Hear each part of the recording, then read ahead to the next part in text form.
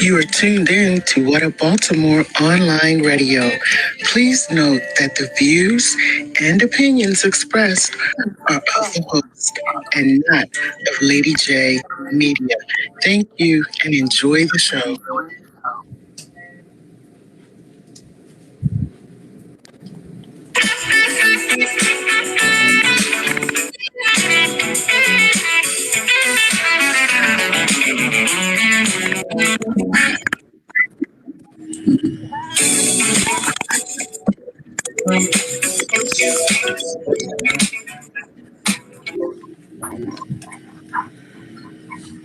Everybody, welcome to Baltimore. I have to apologize because I am in the woods right now. And for some reason, it got dark and everything started working on this in Virginia, Richmond, Virginia. So we're in the woods part of it. So it was a little difficult getting started. But thank you so much for coming on. I first want to say thank you to our City Councilman, Christopher Burnett. Thank you very much for coming on. I appreciate you taking your time out of your schedule to come on with us. I also want to thank Dr. Payne for coming back. On the show, it was a little tough. So thank you for coming back and being with us. And then we have Ms. Vance on here. We also have Rose. How are you doing, Ms. Rose? Fine, thank you. Fine. Good.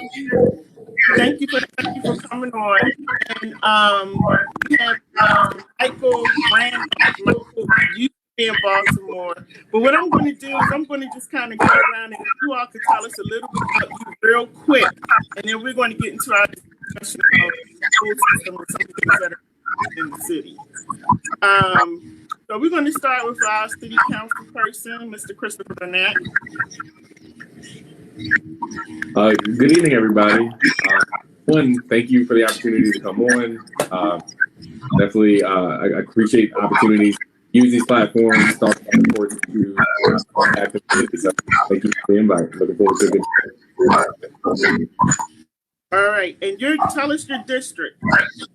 So I represent the 8th City Council district. Covers a lot of Southwest, Baltimore. So I have the Frederick Avenue corridor, so Irvington, Beachfield, Yale Heights, all the way up through Edmondson Village, West Hills, Howard Park. So the outer west side of the city. Okay, it's a pretty rich, big district. And my son was just telling me if you guys are talking, if you could just feedback coming from somewhere. And I'm not really sure where it's coming from. So we're going to go to Dr. Payton. Tell us about you. How you doing? Can everyone hear me? Yes. Okay. Thanks for having me. I was a little nervous last time, but I feel comfortable this time. I can understand me, so thanks for having me. I just came here to represent Baltimore City Public Schools. I don't live in Baltimore anymore, but I always represent Baltimore, and I'm proud to be a product of Baltimore City Public Schools here. And again, I don't know if everybody said, this is awkward with me being out of town doing this show. But about public schools, and he is now a podiatrist. You're in Ohio? Is it Ohio? No, St. Louis, Missouri. Okay. And I definitely wanted to have him on because we hear the negative side about our schools, but here's a gentleman who's a product of the Baltimore Public Schools and a single mom. So we're going to get to that later. But Miss Rose, tell us a little bit about you. Yes.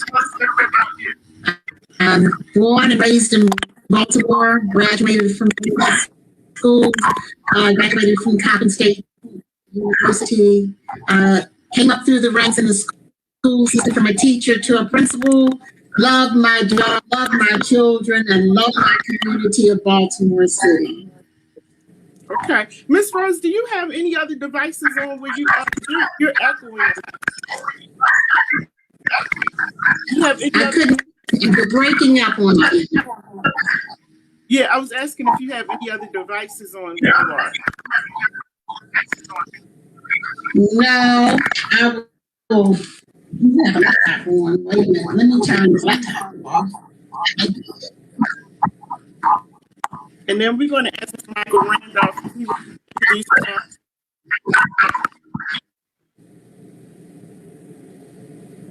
We can't hear you, Michael. Michael, we can't hear you. Unmute your mic, Michael. His mic is muted. So we're going to go to Ms. Joyce. Ms. Joyce, Ms. Van, can you tell us about yourself, who you are?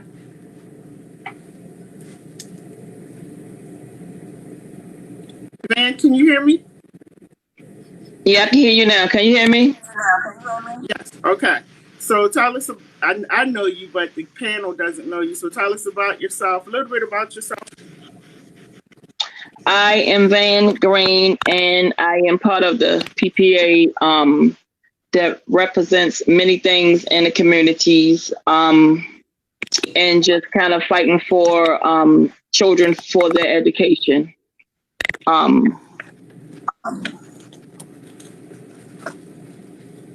So tonight I just want to put, like, I don't work for the school system, but I fight for the school system. Okay. And can you tell us about, you said PPA, can you just tell everybody what PPA is? So the PPA is, we out in the public, in the streets. We help people that fight against racism, prison and solidarity.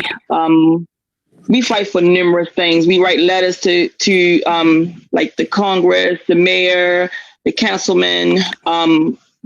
We just hands-on with a lot out in the community. All right. And Miss Rose, she was a principal, was it at Douglas High School, Miss Rose? Unmute the mic, Miss Rose. Unmute your mic. Your mic is muted. Oh.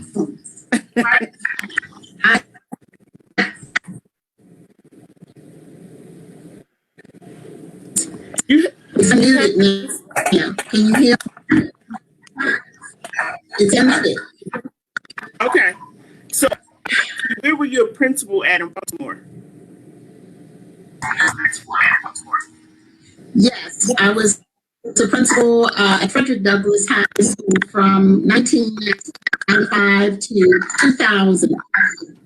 And then I left, I had to retire, and I came back in to start up a new school at Walbrook Senior High School.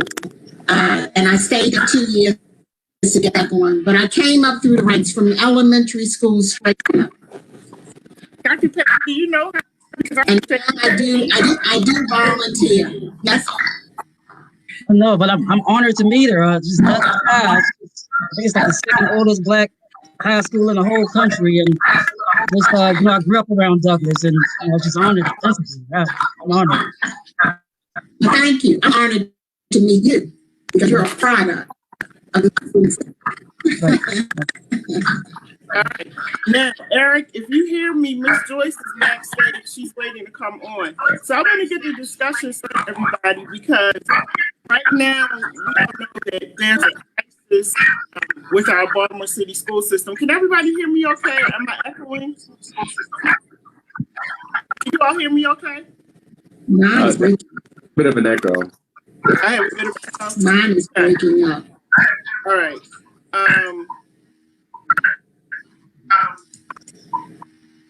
This is annoying me. I just don't know. Down here. I'm getting started, but I'm going to figure it out. I'm going to figure something else out. Eric, can you put Miss Joyce in, please?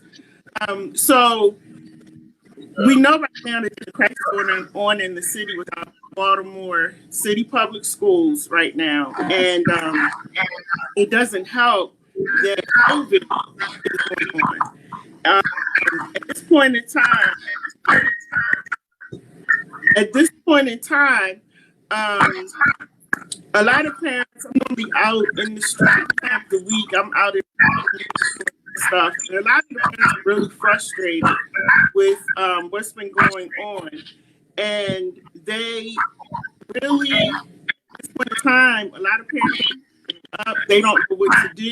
So I wanted to have a discussion and really talk to someone who's a former educator, talk to someone who was a student and is now a physician. Christopher, did you go to public schools? So you're kind of, I think you asked me if I went. You did go? Okay. And then, did you go to Baltimore City Schools? I did. Okay. So this is good. I went until I was in sixth grade. I got transferred to what I'm going to do, guys, is I'm going to switch with my son because my son is and I need to pull him because I'm Ricky. He's in Baltimore, I'm in Virginia, and I'm getting annoyed as I'm talking. So I need to switch off. And, I need to take him off. I need to come back in. So let me see if I can do that right now, as a matter of fact. So and as I'm talking, as I'm doing this, can you tell them a little bit about with your nephew? You're telling me a story about your nephew at Baltimore City Public Schools. Joyce?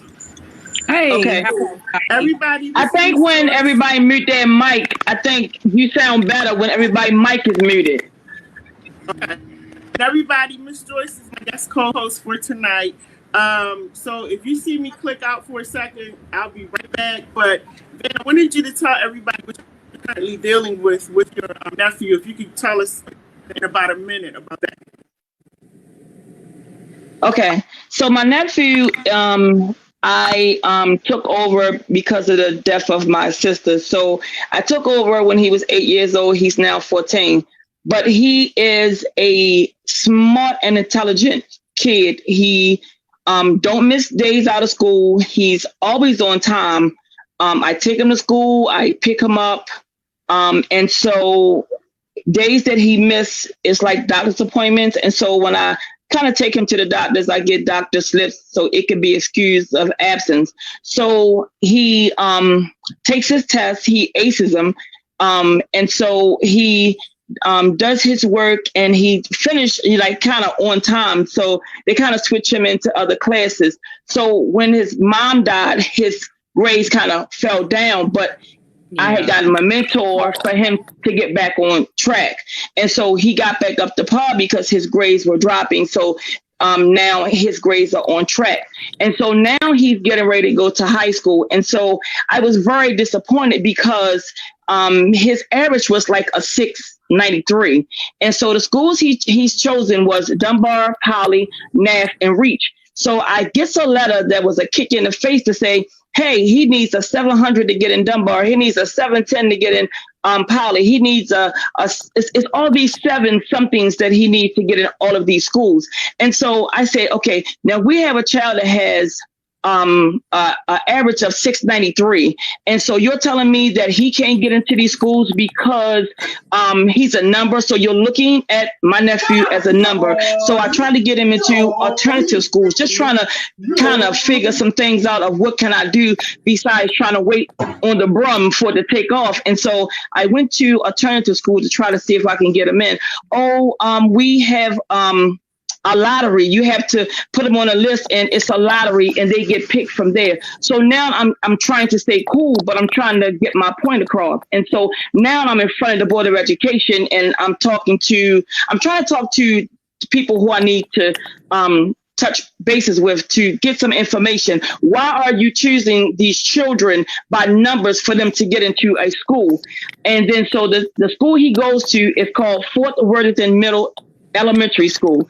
And so they told me to come back up to the school to refill the application back out again. The school they want to put him in is a school that's low class. And when I say low class, it's children that has low averages than him. So the averages that they are averaging at is like 3, maybe 4, maybe lower than that. So I have a problem with the school system putting these children that are less learning, that have a problem with disorder learning and move a little slower than the average kid his age, that he is a smart, intelligent kid and can ace his math, science, ELA, all of them things that he can do, and he does it well. And so when you mix these children together and they wonder why the bullying sets in, that's why. And so I get a letter again from a school says that, well, we will accept him. I said, where's the school at? The school they wanted to send him at was all the way over West Baltimore. Carver, Douglas, it was 3 other schools. But we live by East Baltimore. We by the police station. So we're over on East Baltimore. So again, I get back on my journey. I go to Dunbar High School and talk to the principal. When she seen his records, when she seen his grades, when she met him, she instantly said, I'm going to have a meeting and I'm going to pull this kid into my school system. Why did I have to go through so much to get him to fight arm, leg, and some more stuff to get him into a school? But you got children that have never been to school and you graduated them with a high school diploma. I'm confused. I have a comment. I do have a comment. Okay. Yeah, you're the co-host. Go ahead. Okay. I am a product of Baltimore City Public Schools, and I know that you mentioned Carver High School. I graduated from Carver High School, and that's a good school. It is a trade school, though. So I took business at Carver High School, and then I went on to Strayer University, and in September, I'll graduate with my master's. So you're saying 693 is that's the cumulative score. Is that correct? Yeah. That's the cumulative. Yeah. So it's not the issue of the school that has the. I want him to, and he wants to go to a school where he's comfortable. Sending him from East Baltimore to all the way to West Baltimore, it's not an option. Right. He's not the kid to catch the bus by himself. I wouldn't trust him there, and I'm not driving him all the way to West Baltimore just to get an education. Put him where he needs to be and in his zone where he should be, and not by a number is to put him into a school. That's not fair. Right. So okay. his score was. Sorry. Go ahead, lady. Okay, so I was going to say, I meant to make an announcement as well that we have Councilman Christopher here. And we want to make it clear to everybody that's listening or watching that he's a city council person. He's not on the school board. So everything that we're talking about tonight is basically us coming together, trying to talk and to try to find ways to help the parents to really deal with the situation with the school system. And maybe come up with some kind of solution on also how we can help parents who don't have access to the internet, or they don't have a computer. So that's the purpose of this conversation. Sometimes really left. And before we do that, I want to make sure that everybody understands that he is not on the school board, but he was kind enough to come on. The city council to really help us to discuss this issue about the school system. So, and Van, I do understand what you're saying, and that is actually a complaint that a lot of parents have. The children are not placed in the schools that they need to go to. So, Councilman, when you hear things like this, what is your response to it?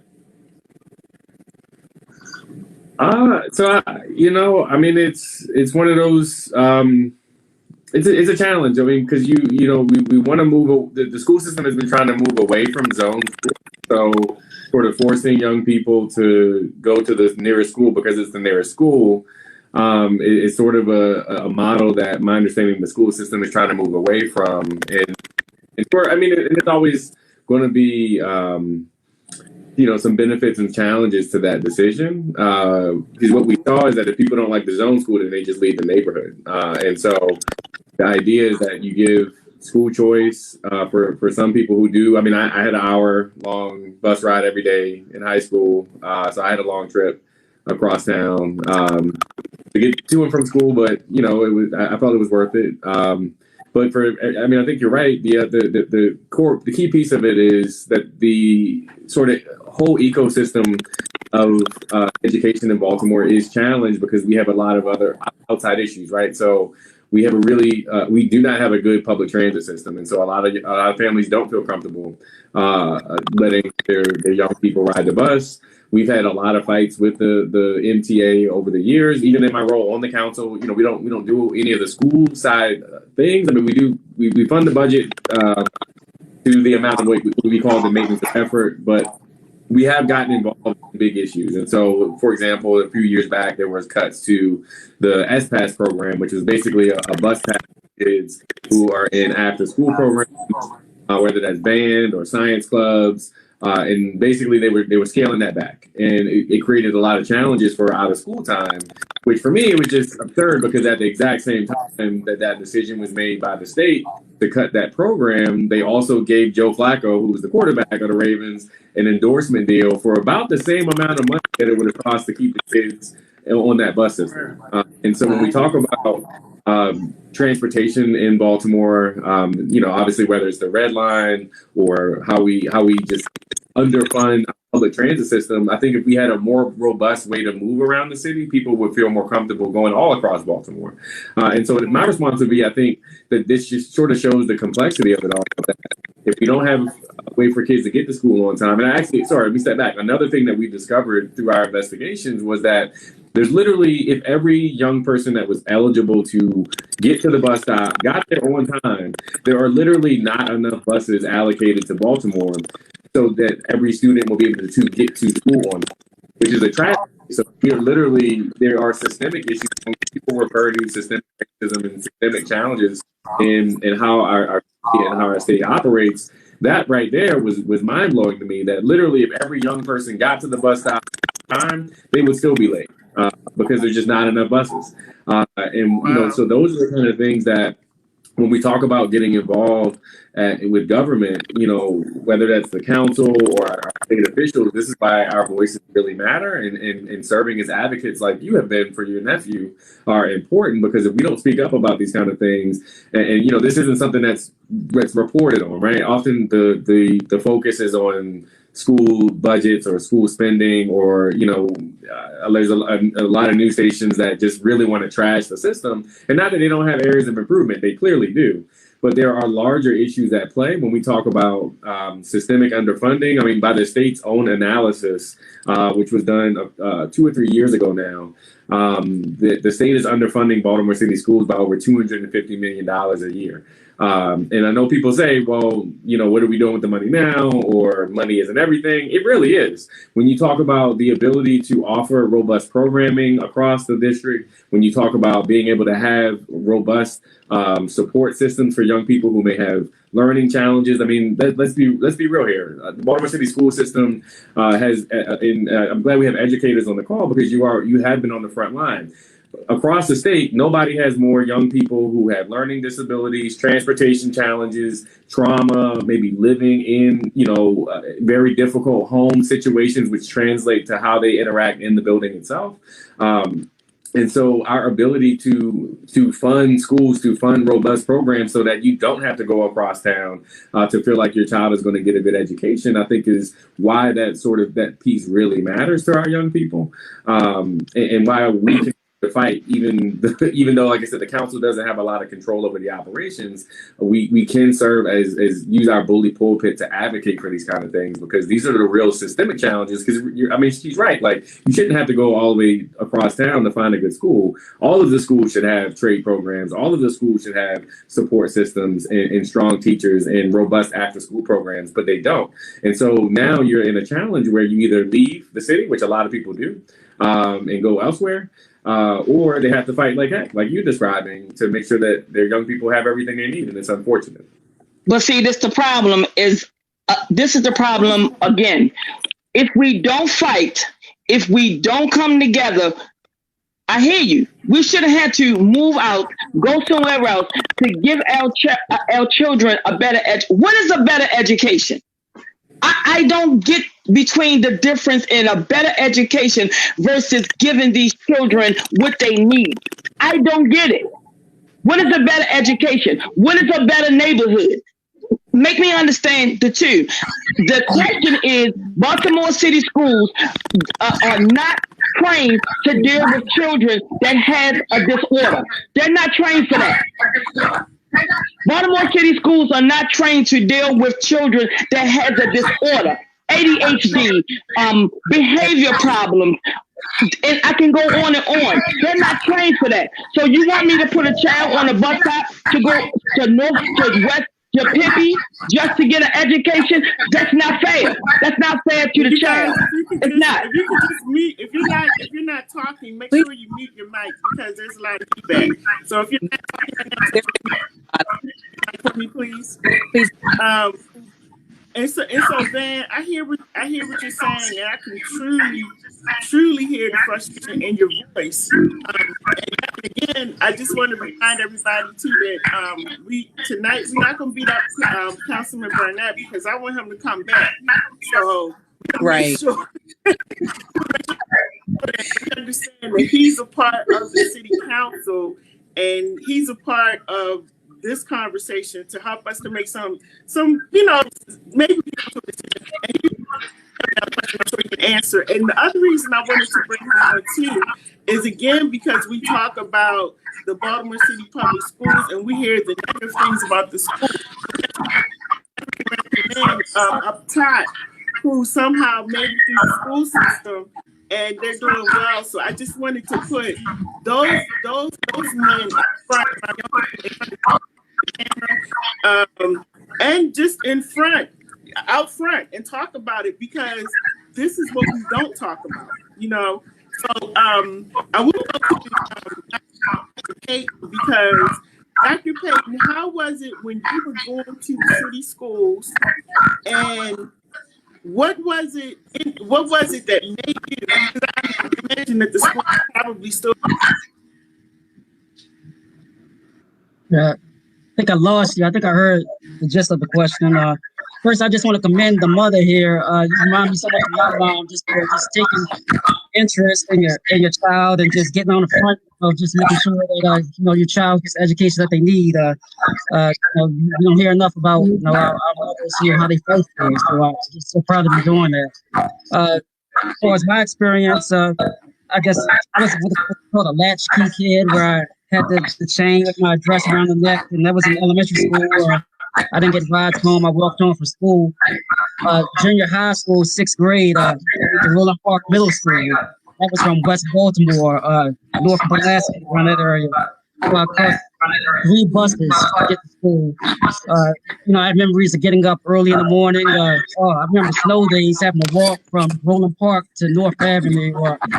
But for myself, I think it helped build character. This is I graduated in 1995, so I'm sure the city may have changed since then. But I think overall it was a good thing for me to travel to school. And as far as high school, I went to Poly, and that was a little travel for me too. As far as testing to get into the school that you want, it may not be the worst thing for your child to be a superstar at the school they go to. It takes a lot to be one of the students with the best grades because it's peer pressure. So if you can get past that and be proud of being that A student at a school, maybe you can transfer later on. But just trying to see the positive side of things there. I hear you, and I appreciate what you're saying. So let me kind of bring you up to date a little bit. We're talking about an intelligent Black young man, right? This young man was 8 years old. My sister died in his arms. So now you're talking about it's that in mental, right? But he still pushed himself. He still managed to go to school and get A's, and I'm talking plus, A this and B plus this. He had nothing under 70 on his report card. If I show you his report card from when I took over, when he was 8 years old up until now, you would say, why did they give this child a 693?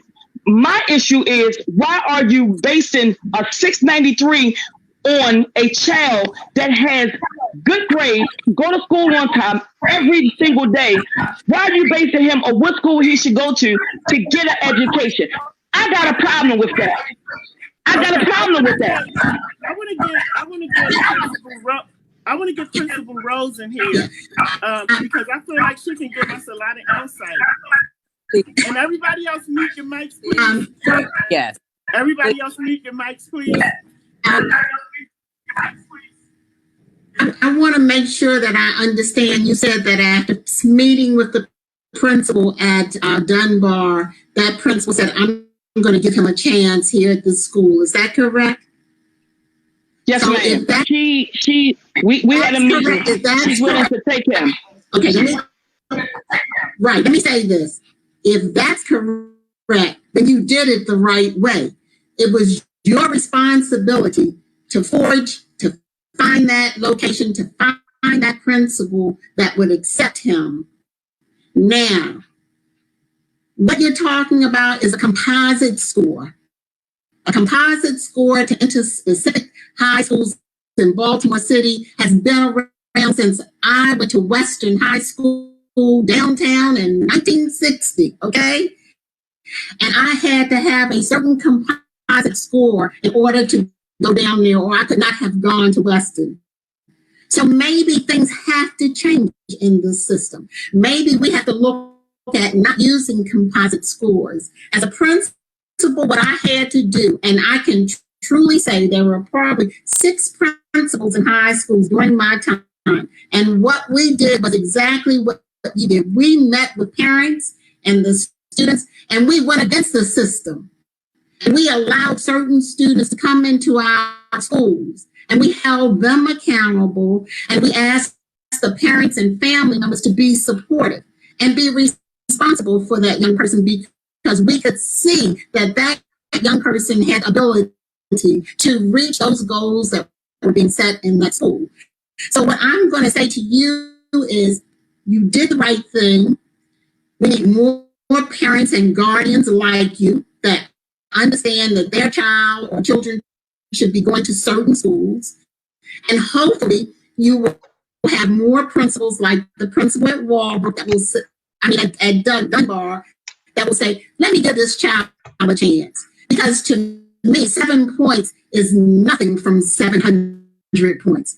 And I am sure that that young man is going to be very, very successful at Dunbar High School. So if we want to make a change, we have to look at the requirements for these different high schools and work through the school board and the system to get that change. But it's called a composite score. Been there for decades almost. Yeah, I understand that. I understand that what that score is called and what it is, but you're still taking that score and basing it on where this child should go and what schools that this child should get in. It's not fair. I get it. I understand it. But guess what? My score, let me tell you this. My score was his score, and guess what I became? I became a 10-year correction officer, okay, with an average of 693. I did that. So my thing is, I don't want to base my time on when I went to school versus these kids right now. That's what I'm talking about. These children right now. Back then when we was going to school was great. School was better. Not now. And then let her answer your question. Mute your mic, Van. I understand exactly what you're saying. I'm in agreement with you 100%. 100%. But it's just that is the way the system has been developed. And what we have to do is to change part of the system. And if it's that we don't want composite scores, then you need to go to the school board. You need to fight and say, we don't want our children graded on the basis of a composite score in order to go to a high school. And if there are enough people out there to fight the battle, then I bet you some change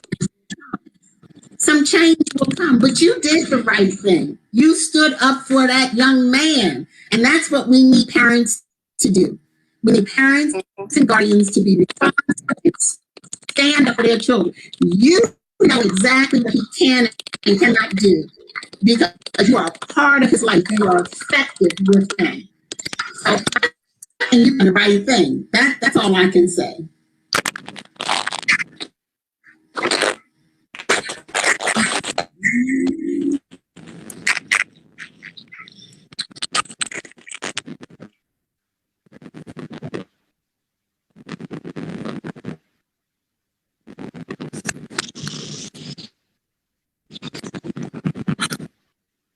We are having some difficulties. I think Lady J is trying to get back on. We are certainly having. I was actually thinking of Coach Butch McAdams, and I wanted to introduce him to everybody. Coach Butch McAdams, some of you may recognize his name from coming on WOLB here in Baltimore. He came on for years in Baltimore City. And but he's a DC man, and I love Coach Butch McAdams. And I was sharing with him that my son didn't go to the city schools, but I sent him to private school from K through 12 because the school that he was supposed to go to, I felt like if I sent him there, he would just get swallowed up in everything. So I paid years for him to go to school, but on the way to school every day. I would drive like an hour away. Then as he started getting older, it was 2 hours because of traffic. Then it was 3 hours. And I would be in the car listening to Coach because my son played basketball. And I was divorced at the time, and I wanted to make sure that I was doing the right thing with sports, talking to coaches and all of that. So I was telling him a few weeks ago when I talked to him, I thought I would never, ever talk to him because he was like the person behind me really getting my son where he's at, and my son ended up playing all 4 years in the NCAA. So thank you to Coach Butch McAdams. I get to talk to him on my show now. But, so thank you for that, and just for being another powerful Black man in our community, and he speaks his mind. So we want to welcome him to the conversation. He has a show, and he'll tell you about his show as well. But Principal Rose, you gave some really good points, and I think what's going on in the city right now. A lot of times the parents feel like they don't have anybody that they can talk to. They don't feel like people are listening, and they feel like their children are being, pushed into the next grade instead of, really working with them like they used to. So thank you for those points. And then Michael Randolph, I'm sorry, we will get to you now. Michael, are you originally from Baltimore?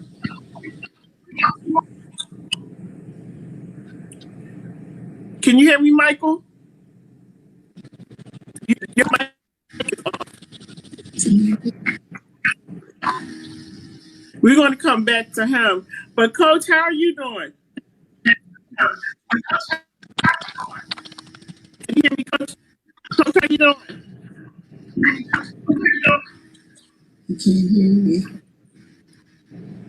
I think he is. I'm doing well, and thank you for the invitation. I'm just so honored to be people, and I see my sister, who is my go-to person on all things public.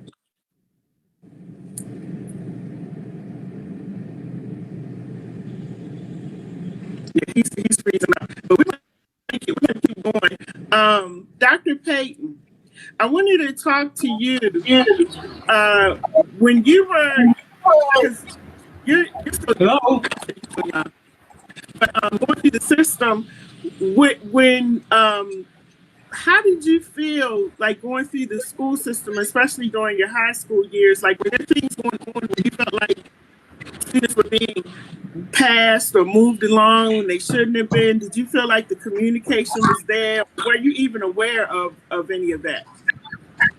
I guess I was just really fortunate with my experience in Baltimore City Public Schools, and a lot of that I just owe to my mother for, looking out for the best school for me, getting me into Roland Park College.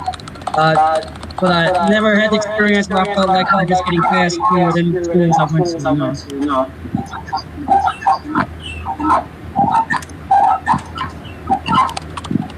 Hello?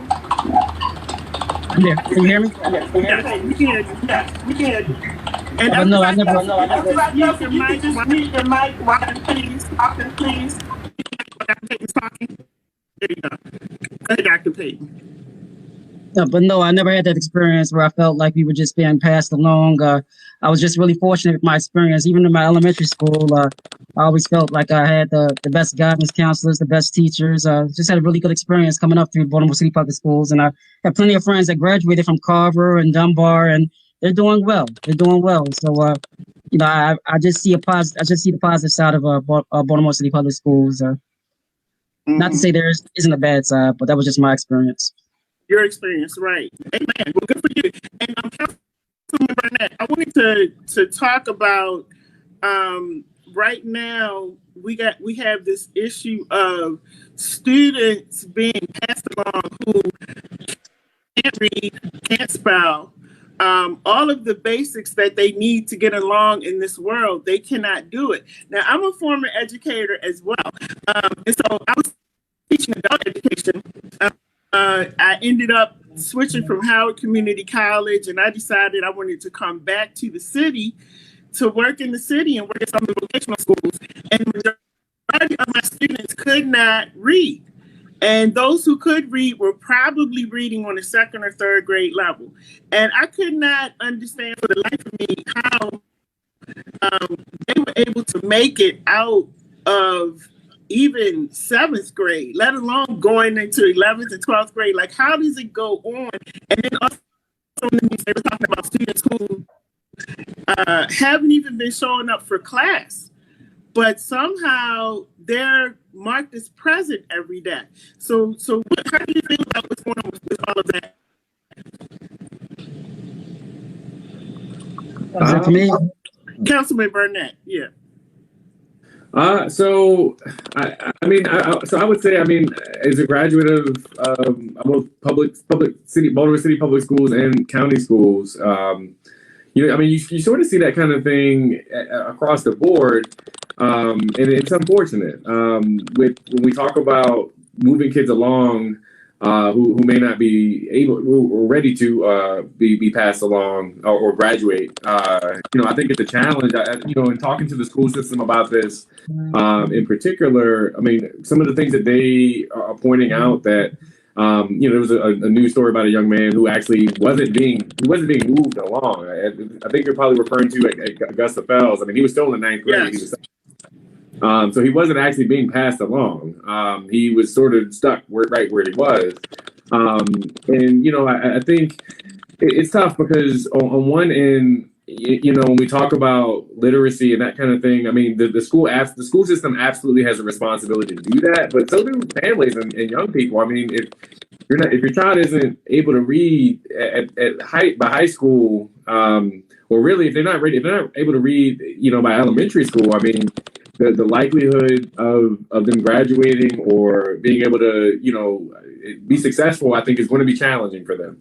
And so one of the things that we, push parents to do is like the mom here has been doing is advocating for their young people, pointing things out early on. In that instance, that young man had also missed over 200 days of school.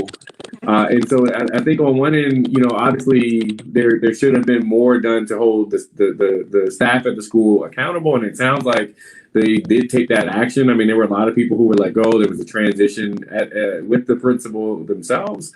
But the other side of it is our young people clearly need more support outside of the school building. And so, because, to throw it on, a teacher to be able to teach a young person in high school how to read, they need a lot more than that. They're going to need mentorship. They're going to need a strong after school or out of school time presence, and clearly a little bit more attention in the household to make sure that they're able, they're up to snuff when they're coming in the building. And that involves it again. I'm not throwing it on that mom. I watched that story. She seemed to have a lot going on herself. Whether it be working multiple jobs. And so, I think, yes, the system has failed. all of us when we think about the outcomes of the system across the board. But at the same time, all of us also have a part to play as well. And so, we think about some of the strongest schools in my district. They have very robust PTAs. They have adults that are in the building working with the school, advocating for, they are part of that school community. Oftentimes what we see is that, or not often, but what I've encountered a few times in my work is that, parents are relying on the school system or the teacher to do everything. And if that's the case, it's just not going to happen. Like they have, however many number of young people in the classroom at one time. It's just hard to have that sort of individualized attention paid to each person. And so that's where, when we talk about identifying challenges early on and advocating for our young people, like our guest here, and fighting to put them in other things. So I can't really speak to every young person that's coming across the board or the systemic changes that need to happen. Because I'm not on the school board, so I'm not there on the day to day as far as the, votes on curriculum changes and that kind of thing. But, I would argue that there are systemic issues that have held the system back for a very long time. It's easy to point out, one particular school or one particular teacher, but clearly, if we're seeing a pattern over time where the system overall is not doing the best job it can to pass our young people, then there needs to be bigger reforms. So I don't know if that's the best answer that you were looking for, but I just think when we have those kind of scenarios, I think it really speaks to the fact that the village in the city has broken down overall, and that sort of support that our young people need both in the school building and outside of the school building. It just isn't really there as it should be. And again, I would agree. Every school should be strong. I mean, I've been involved in a big push I have Edmondson West Side in my district, and there were changes and cuts to the career technology education programs there. And we mobilized the alumni because, one of the things that I know for sure is that one, it's unacceptable to be removing programs from a school that has been underfunded for a very long time. And two, we know that career technology education can be critical, for many young people and have careers that can pay fairly good wages coming out, with certifications or to apprenticeships or to industry. There was so much of a focus around testing, test scores, as already has been discussed, that there's so much of a focus on that and trying to push young people into college programs, which are great. But you can make great money as a carpenter too. You can make money as a welder. You can make money learning to go into business for yourself. And I think that all of these pathways have to be more robustly funded and supported. And that was my communication to the school board when I spoke at the school board about this issue. We have a meeting coming up this week with Dr. Santelises and the alumni as well, because the argument can be made. I mean, it's the only high school in my district. It's the only one around here. And to move programs out of that school is a challenge. And so I think a lot of it has to do with how we advocate and show up, right? A lot of times those school board meetings aren't packed enough. The General Assembly, who has a lot of control over the school system, the Maryland General Assembly, our state representatives need to hear from us as well, because it's that kind of fight that needs to happen to advocate, whether it's getting rid of composite scores or expanding CTE programs or improving transportation. We all play a role, but I would also argue that we need to just get involved in the schools. If you have a school near you, even if you don't have kids there, whether it's donating supplies or volunteering or mentoring, we all have something to offer, because we have to create that learning ecosystem for our young people. Because if the expectation is that the individual school is going to be all things, and we expect teachers to be social workers, to be parents, to be educators, it's just not going to happen. It hasn't happened. It's not a model that will best serve our young people, and I would argue that we all need to play a role in that. Right. So let me ask you this: the IEP thing. Hold on 1 second, Van. Hold on 1 second, because I got to get Michael in and also get Principal Rose. This is what I want to say as a parent. And I only have one child, but I want to say this as a parent. Everybody mute your mic. Principal Rose, mute your mic a minute. There we go. So as a parent, and Principal Rose, I think it was not Principal Rose, Dr. Patton said this. His mother was involved in his education. And he said that on our last show, and I think people missed it when he said it. His mother was involved. And so when I hear parents saying, you know, I got 2 and 3 jobs, and, you know, I got X amount of children, to me, that's not an excuse. Those are your children.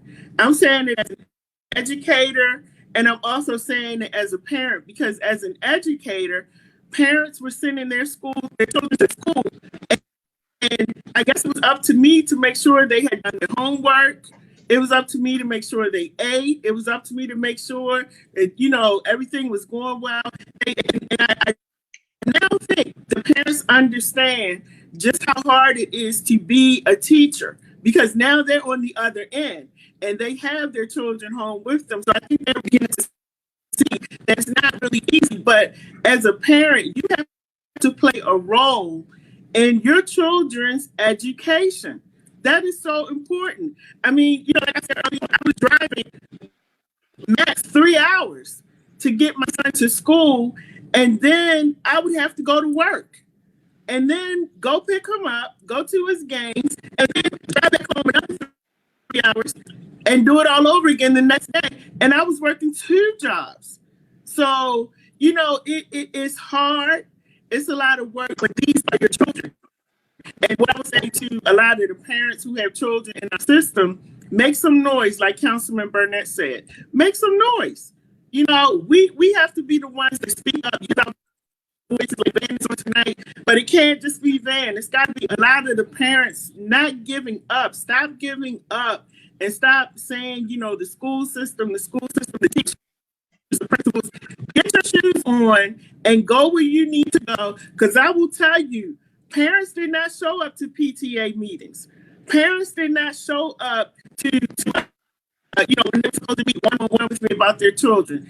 Parents didn't do that. And so, you know, you play a valid role. You got a responsibility. These are your children. These are your children. And so I love it every time Dr. Payton comes on and he says, my mom, you know, my mother. Because had it not been for his mother working so hard, I'm sure it had been difficult.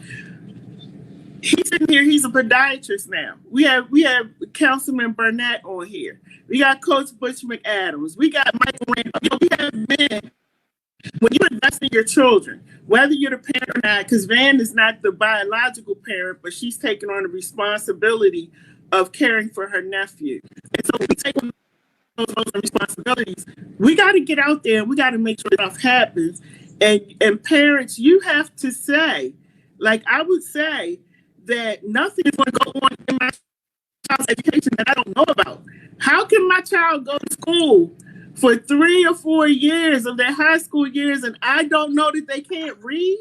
Like it's really something wrong with that. Because you got to pick up a ketchup bottle, a phone. You got to pick up something to read. So, you know, it's just hard for me to understand why there's so many children who can't read and their parents don't know. So I want to go to Principal Rose. We only have a few minutes left, but I want to go to Principal Rose because you were actually the principal. So you got to see and hear everything. And what advice would you give to the parents? Like we have a parent like Van. What advice would you give to them to help with their children during COVID and also to prepare them to come back to school? Well, I hope I can give some good advice, but I just need to say this real quick. First of all, principals have real power, and if they know how to use that power and be good administrators in their building, they can build a team not only within their staff, their student body, their community. You have to get out and know your community. You can't stay in a schoolhouse. You've got to go out into that neighborhood. You've got to meet people. You've got to talk to parents. And you've got to also look at the fact that all parents cannot come to a meeting at 5 o'clock in the afternoon. Sometimes you have to change it to Saturday or Sunday. You have to change it to a different location. You have to find out what will involve those kinds to come that are not parents that automatically were like my parents or the doctor's parents. So you have to do things differently in the schoolhouse to get folk to come in and be supportive, and you have to be supportive of them. It's not a one-way street for everyone. Now, as far as COVID is concerned, I wish that you all could go into the schools and see exactly what principals are up against in reference to COVID, in reference to the paperwork, in reference to the documentation, that if a child comes in and has been involved with someone at home with COVID, but the whole paperwork process is like, it's unreal, it's unheard of what these schools are having to go through, and the information that we may not receive because they don't want us to know that certain things have occurred. What I would say to parents is, first of all, make sure you understand the process for COVID-related situations in your child's school. When you have a chance, if you can go to the school, see what it's like to have to sit 6 feet apart in a squared out area, and especially on the elementary school level, that's where children are very fidgety. You know, they don't want to keep the mask on.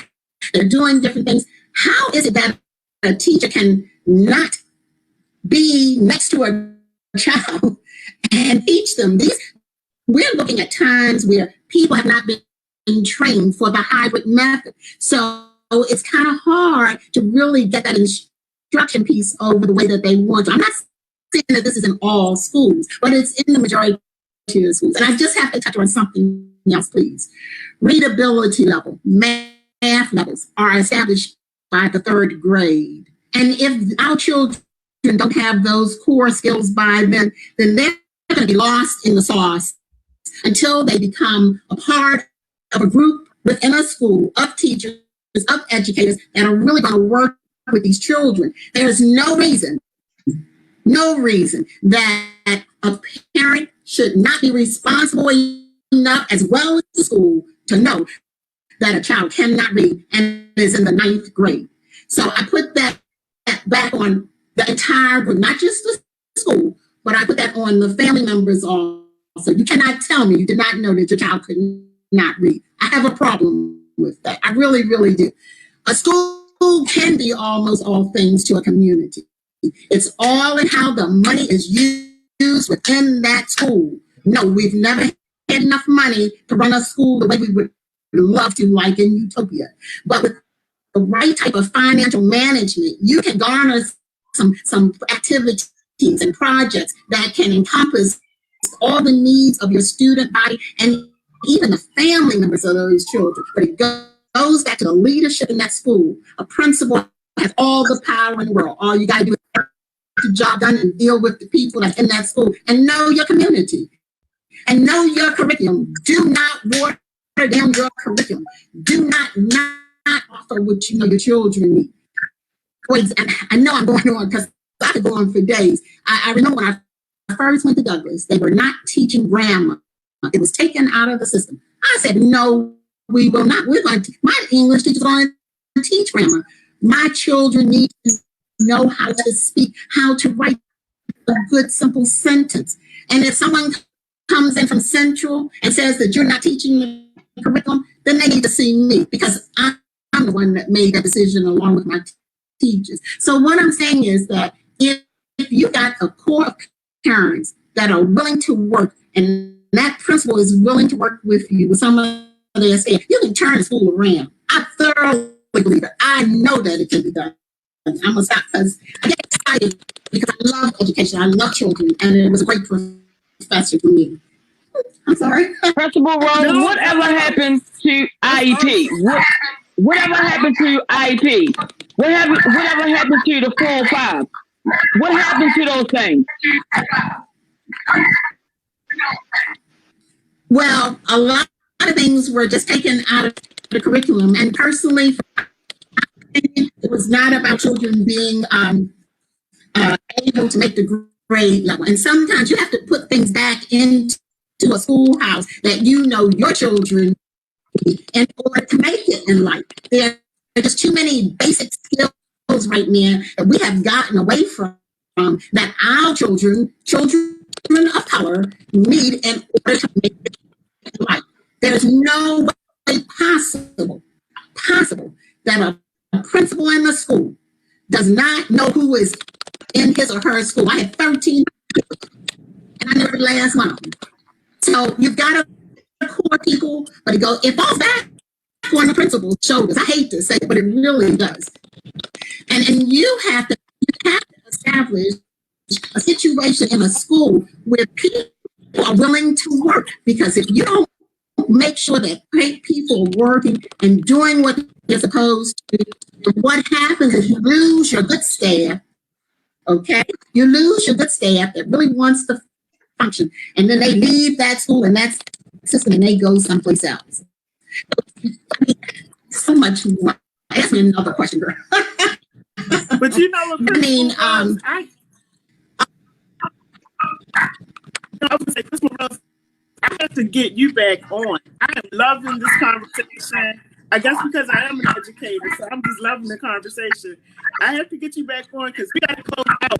But, I wanted to say thank you to all of our guests. Councilman Burnett, thank you so much. You know, we have a lot going on because this city has a lot of stuff going on. But I want to, Councilman, I'll email you, but I want to do a walk with you one day, like to walk through your district. And because I see you're doing a lot of stuff. I follow you on Instagram, and I see all of the stuff that you're doing, cleaning up and all the community stuff. So I want to do a day where, you know, I walk with you maybe an hour in the community. Some of the stuff that you're doing. Absolutely. Thank you for the opportunity to come on. Thank you to all for offering your input and your hard work, especially our educators. It's not an easy job. Absolutely. Let's do it. I'd love to have you in the district. Yeah, definitely. And Dr. Payton, again, thank you so much for coming on Baltimore's Own. We're proud of you and you know, all that you're accomplishing with what you're doing. Shout out to your mom. And shout out to the moms and dads who are out there really doing, you know, they're doing it. They're out there pushing and they're working hard to make sure the children have what they can. Dr. Payton, any last words you want to leave before we go? Thank you for having me. It's an excellent platform you have here. It's great to hear our voices be heard, and just keep doing what you're doing. You're doing something good here. Thank you. You are welcome. You're welcome. And Principal Rose, oh my goodness, I have to thank Coach McAdams for introducing you. And I have to have you on again. Any last words you want to leave us before we go? I just want to say that every person in the school system and children that are listening, you can become great. Making the right choices, you can become great. And thank you for having me on. I've been with a distinguished. Yes. I'm going to have you on again, Principal Rose. I got to get you back again. And Michael Randolph, we couldn't hear you. Can you? Are you able to hear us? So can you hear me? I can hear you now. Good. At the end, look, everybody, you need to do charter schools. You need to take the power from public schools and start charter schools. That's how we change this. Thank you. Okay. So Miss Joyce, we want to hear from you. Everybody, make sure you mute your mic. Make sure you mute your mic for me. Go ahead, Miss Joyce. I just want to say that I am just very agreeable. I think as parents, we need to be accountable for our children and their education. If my child, I have a 38-year-old son. He's long since finished high school and has his own business. But if my son missed one day out of school when he was in school, I would absolutely hold him accountable. Why weren't you in school today? We as parents, we just have to hold up that banner and never wave that white flag. Our kids need education. Thank you, Lady Amen. J. Amen. We're going to have another conversation about this because I know they're talking about, transitioning and possibly getting the children back in school. So I just want to make sure that parents understand. I also want to have a homeschooler on the next time. So, because a lot of people are homeschooling. And so I want to have that conversation as well. But everybody just remember that Principal Rose said it. I say it all the time. You can be great. You can be great. So even there are people who have gone through the worst of the worst in their lives, and they have grown up to become great men and women. So you can be great. Never give up. Parents, don't give up. Hang in there. This whole thing is we're turning the corner a little bit, but don't give up. Hang in there. Make sure, because I'm like Miss Joyce. Let me find. Even when my son was in college, I was calling college, to see how he was doing. So you have to make sure that you are the cheerleader, the captain, the everything for these children. These are your children, and make sure that you get what you need to get. Miss Van's she went out. So, but we want to thank Miss Van for being on too, and for being that person that stepped up for her sister to take care of her nephew because her children are grown. So, shout out to her, because I couldn't do it at this point. I'm done. And so, but shout out to her. And so I also wanted to tell you all that the April edition of the What Up Baltimore magazine is coming out now. For those of you who don't know, I have a magazine. Let me see if I can get it up here. It's called What Up Baltimore. This is the first edition. This is the January edition. And the reason we have the magazine, Leroy McKenzie also is a part of this. The reason why we have the magazine is because we want to show the positive side of our city, because our city gets a bad rap every day, all day long. We talk about all the killings in the city, but I know there has to be something good that happens on a daily basis in our city. So we have this magazine, and this magazine spotlights the really great things that people in our city are doing. So this is the January edition. This is our February edition. I interviewed Mayor Brandon Scott because he's the youngest mayor that we've had in Baltimore. So interviewed him. And again, we did this for Black History Month, and so we got a lot of great things in here in this magazine. We have our April edition that's coming out. Michael, we have our April edition that's coming out, and the April edition is filled with the women, different women in our city who are doing great things, African American women. So if you would like to get the magazine, you'll see something scrolling at the bottom how you can order it. You can also go to ladyjmedia.com and you can subscribe to it, and you can get the magazine every time it comes out. It's coming out bi-monthly. And I had no idea how hard it is to do a magazine. I had no clue the work that goes into it. There's a lot of work, but it's worth it because we're talking about our people and the great things that they're doing. So thank you all so much for coming on tonight. Again, I apologize for the lateness, the technical difficulties. I'm in Richmond, Virginia, and I am in the woods. And so I guess at a certain time, everything, it's not like the city where we keep buzzing, but there's nothing over here, like it's dead. So I apologize for the technical difficulties, but I'll be back home soon, and we're going to continue this show next week. Shows every Tuesday from 8 to 9 p.m. I call it the People Show because we talk about what's going on in our city. You can rant and rave here, so you don't have to go out in the street and fight. Just bring it here, and we'll talk about it, and we'll take it from here. So thank you, Councilman Burnett. Thank you, Michael Randolph. Thank you, Miss Joyce, my co-host. Thank you, Principal Rose, and Dr. Payton. You want to come back because we got to talk about those feet. So we're going to have you come back. And then we want to thank Miss Joyce. So everybody have a great night, and I'll talk to you all soon. Be safe, and make sure you mask up and wash your hands. Have a great night, everybody.